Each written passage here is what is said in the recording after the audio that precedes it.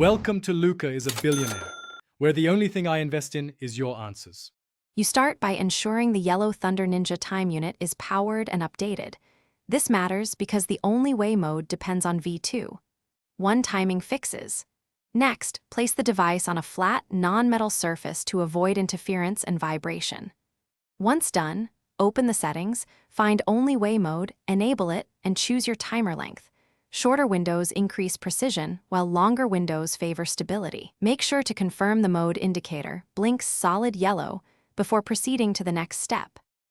Now configure the execution sequence. Pick a preset or build a custom pattern with 3 to 6 steps to keep timing predictable.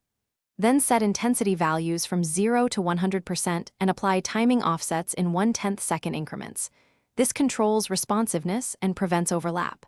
After that, map your triggers, primary, secondary, and a fallback, and define priority so the unit knows which input to honor. Once configured, run a dry cycle to validate sequence timing and behavior before live use.